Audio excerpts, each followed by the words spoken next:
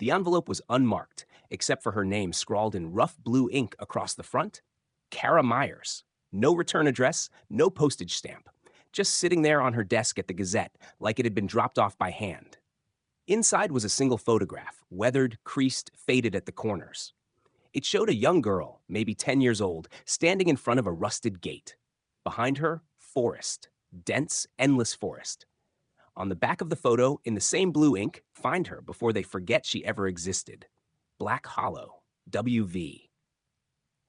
Cara held the photo for a long time. It wasn't the first time she'd been sent something like this. As an investigative journalist for nearly 15 years, she'd covered dozens of small-town disappearances, police mishandlings, cold cases. Some led to stories. Some led nowhere. But this one felt different. She flipped the photo back and forth again, trying to spot anything. An emblem on the gate, a recognizable landmark, a date. Nothing. Just the girl's eyes. Wide, unsure, not quite smiling. By the end of the day, Cara had pulled up everything she could on Black Hollow. There was a Black Hollow Road near Lewis County, West Virginia, but not a town by that name. No census records. No maps. But she did find an old blog post from 2006, long since dead but cached, mentioning the road and something called the Vanishing Girl. The link led to a 404. Still, she was intrigued. By morning, she was in her car, camera and recorder packed, driving southeast out of Charleston. It was October, and the trees were beginning to bleed gold and crimson. GPS struggled the closer she got. Cell signal faded. She passed the sign for Black Hollow Road around noon. Gravel cracked under her tires as she pulled onto the narrow lane. No other cars, no houses in sight. Only endless pine and a strange, creeping silence. After 6 miles, the woods finally broke to reveal a cluster of homes. 20, maybe 30. A single gas station, a diner, a post office the size of a shed, and a white-painted church with no name. Just a crooked cross nailed to the door. People watched her as she stepped out of the car. Not with curiosity, with suspicion. A teenage boy sitting on a bike near the general store looked away as she approached. Cara raised a hand in greeting, but he pedaled off without a word. Inside the diner, the air was thick with the smell of grease and something burnt. A woman in her 60s poured coffee behind the counter. Her name tag read Mona. "Can I help you?" she asked without looking up. "I'm looking for someone," Cara said. She pulled the photo from her coat and placed it on the counter. "Ever seen this girl?" Mona glanced down and froze. Her hand stopped mid-pour. Cara saw her throat tighten. Then Mona turned the photo over, looked at the back, looked back at Cara. "No," she said flatly. "You didn't even." I said no. A man at the far booth stood slowly and walked toward the door. Cara gathered the photo. "I was told she was last seen near here. This road, Black Hollow. There must be. I don't know what you're talking about." The man at the door turned back to her. His face was sunburned and stiff, his eyes unreadable. "You need to leave that picture in the past, miss," he said. "Ain't no good comes from remembering what's meant to be gone." And then he walked out. Back in her car, Cara stared at the forest pressing in around her. No hotel here, no inn. The only option was a cabin she'd seen a few miles back. She found it again just before dusk. A wooden lodge with a vacancy sign and a porch swing swaying in the wind. The woman who answered the door was in her 40s, pale and soft-spoken. Introduced herself as Elena. "I'm just passing through," Cara said. "1 or 2 nights, maybe. Doing a story on forgotten places." Elena looked past her toward the woods. They say people forget for a reason. Inside, the cabin was clean but cold. Old wallpaper, no Wi-Fi, no TV, just a bed, a desk, and a window overlooking the tree line. That night, Cara dreamed of the girl in the photo, standing beneath tall, dark trees, mouthing something soundless. Her eyes were bleeding ink. When Cara woke, the photo was no longer on her desk. It was pinned to her window from the outside. She ran outside, barefoot on cold planks, night air biting at her skin. The porch creaked with every step, and the woods beyond the clearing loomed like a tidal wave of shadow. Nothing moved. No wind, no sounds, just the pale moonlight filtering through the branches and the faint rustle of her own breath. The photo was gone. Cara searched the bushes, the steps, under her car, but there was nothing. No trace of it. Back inside, she double-checked her bag, her coat pockets, the desk. Empty. She had kept the only copy. It couldn't have just vanished, unless someone had taken it. She locked the door and pulled the curtains tight.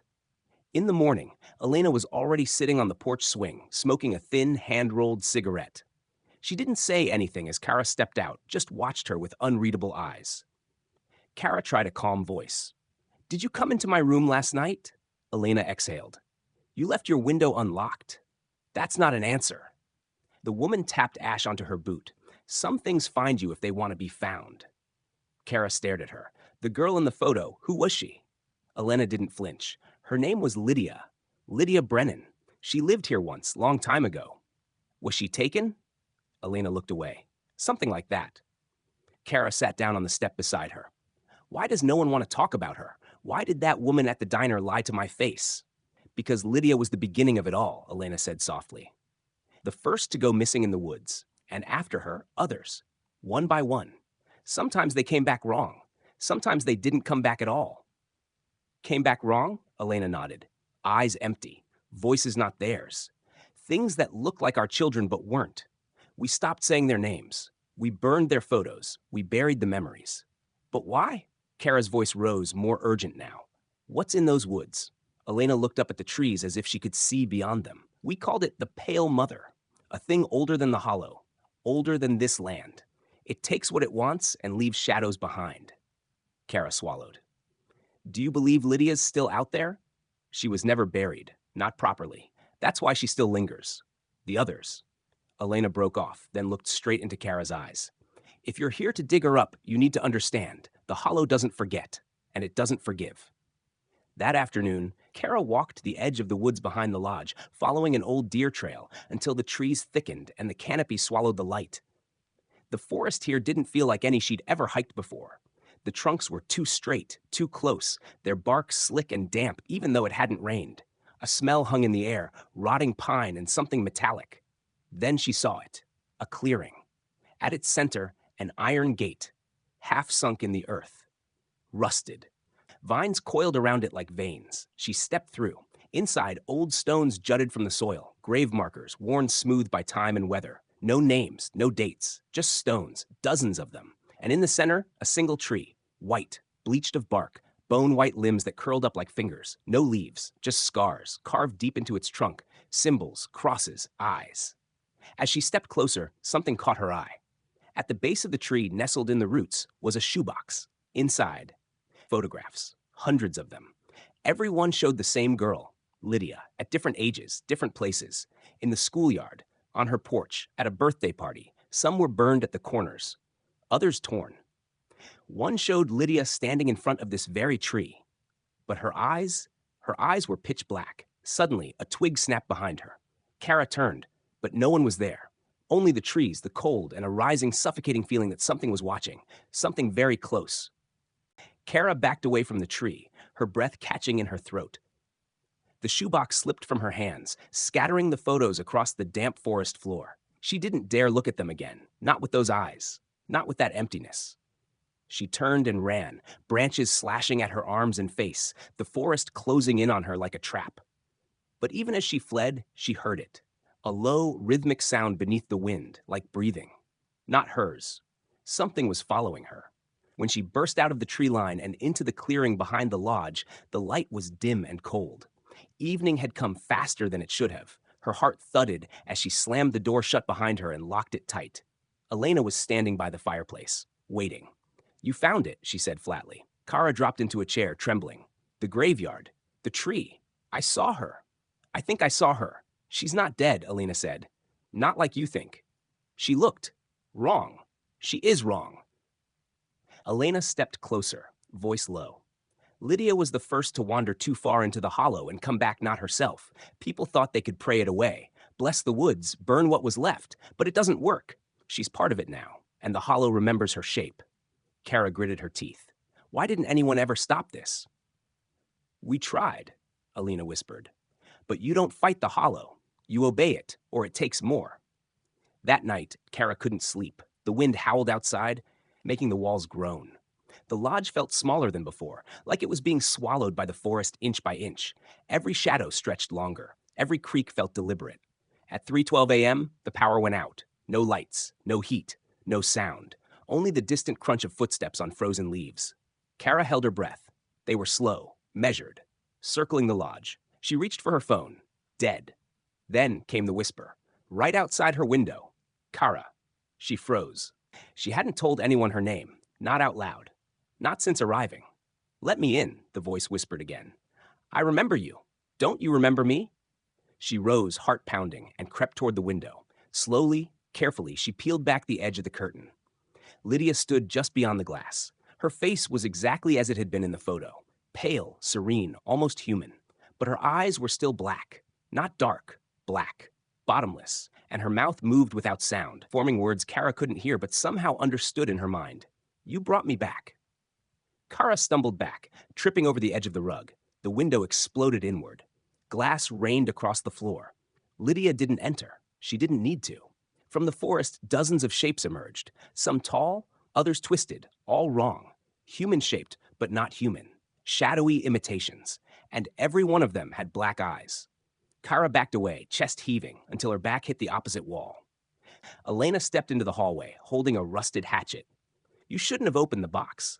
I didn't know. They know you now. Elena raised the hatchet. And they want you to stay. As the wind screamed through the shattered window and the shapes closed in, Cara realized something terrifying. This wasn't a haunting. It was a gathering. And she had been invited. The first to crawl through the broken window wasn't Lydia. It was something smaller. A boy, maybe 6 years old. His limbs bent the wrong way, like a puppet with tangled strings, and his skin was the color of wet ash. His mouth hung open in a permanent grin, revealing a black void where teeth should be. Behind him came others. An old woman with a twisted neck, dragging a sack filled with clattering bones. A man with no eyes at all, but who moved as if he could see perfectly in the dark. Children, crawling like insects across the floor and walls, whispering in a language that scratched at the inside of Cara's skull. Cara screamed and ran. Elena grabbed her wrist. No, not outside. That's what they want. We have to do something, Cara shrieked. Elena looked toward the basement door. There's a way, but it's not safe. Behind them, the boy let out a giggle, wet and gurgling, and began to run on all fours across the ceiling. Now, Elena barked. They flung open the basement door and descended into choking darkness. As the door slammed behind them, Cara could hear fingernails clawing the wood from the other side. Elena found a lantern and lit it. The basement was wide, low-ceilinged, and packed with decades of junk. Shelves of rusted tools, half-rotted furniture, stacks of yellowing newspapers. But in the far corner, beneath an old tarp, was something that didn't belong. A door, wooden, rotting, set into the stone wall where there should have been only earth. No hinges, no handle. Cara stared at it. What is that? Elena's voice trembled for the first time. The root. Before Cara could ask what that meant, Elena moved to a workbench and opened a drawer. Inside was a long, curved knife with symbols etched into the blade. This is how my grandfather sealed the hollow the last time. With blood and memory, we can push it back, but only if someone opens the door and steps inside. No, Cara said immediately. You can't ask me to do that. You've already been marked, Cara. That voice calling your name? That was the choosing. It's you or them. The sounds upstairs changed, no longer clawing or whispering. Now it was chanting, low and rhythmic, a sound that throbbed in her bones. Cara backed away from the door, tears filling her eyes. Why me? Elena set the knife into her hand, fingers firm. Because you saw the photos. Because you cared. That's more than most. The door pulsed, once, twice. Then it began to open on its own. The air went thick and hot like the inside of a furnace. Beyond the door was not a room, it was a tunnel. Roots hung from the ceiling, dripping sap that glowed faintly. And at the very end was something. A shape made of shadows and branches and old bones. It waited. Cara stepped forward. I don't want to do this, she whispered. I know, Elena said behind her. No one ever does. As she crossed the threshold, the door slammed shut behind her. The light of the lantern vanished, and Cara began to walk. Each step forward twisted something inside her. Memories blurred. Her name echoed strangely in her own mind. The walls of the tunnel moved subtly, like lungs inhaling. Whispers rose from the soil. Cara, stay. Forget. The shape at the end opened its eyes. Not black. Not empty. Mirrors. Cara saw herself reflected in dozens of warped, shimmering surfaces. Each one a different version. Happy, broken, angry, innocent. The thing reached toward her, and she understood. It didn't want to destroy her. It wanted to become her. The knife in her hand grew hot. She remembered the picture of Lydia, not the one with the black eyes, but the one where she was smiling. Normal. Alive. Cara gripped the blade tighter and stepped forward. The creature lunged. The forest screamed. The roots exploded outward as Cara drove the knife into the center of the shadowed shape. Not into flesh, it had none, but into the place where its stolen memories converged. There was no blood, no scream, only a crack like a tree snapping in half during a storm, and then the world around her began to fall apart. The tunnel writhed. Roots flailed like panicked limbs. Faces appeared in the walls, dozens, maybe hundreds, all flickering versions of herself. Some cried. Others laughed. One mouthed, "Run." But Cara didn't run. She twisted the blade. The creature let out a sound like air being sucked from a collapsed lung. Then it dissolved. Not into ash or dust, but into water. Clear, cold, and rushing past her feet like a current set free. The tunnel began to collapse. Cara turned and ran, dodging snapping roots and crashing stone. Behind her, the mirrored eyes burst like glass, and the fragments vanished into steam. The ground heaved as if rejecting everything that had once lived inside it. Then she saw the door, just ahead, still open but receding fast. She dove for it. A hand caught her wrist and yanked her through. The door slammed shut behind her, and everything went still. Cara lay gasping on the floor of the basement. Elena hovered above, eyes wide, covered in sweat and dirt. "You're alive," Elena whispered. Cara nodded, barely able to speak. "I think I won." They sat in silence for a long time. The chanting upstairs had stopped. The air felt lighter. The scent of rot and soil had faded, replaced with the cold, damp scent of rain. They crept up the stairs. The house was empty, the broken windows sealed, the grime and filth scrubbed away as if a storm had swept through and cleaned the place from top to bottom. Outside, the forest no longer leaned in. Sunlight filtered through the trees. Cara stepped onto the porch, blinking. For the first time, Hollow Pine felt normal. Birds chirped, leaves rustled, no whispers, no eyes, just quiet. "Is it over?" Cara asked. Elena looked up at the sky. "For now. You pushed it back, gave it something to chew on for a few decades." Cara turned to her. "You said your grandfather sealed it. Did he go into the tunnel too?" Elena nodded slowly. "He came back different, distant, but alive." "Do I seem different to you?" Elena looked at her for a long moment, then smiled. "You seem stronger." They left the house at Hollow Pine behind, its windows reflecting only trees and sky. But deep in the soil beneath roots and stone, something still lingered. Watching, remembering, waiting.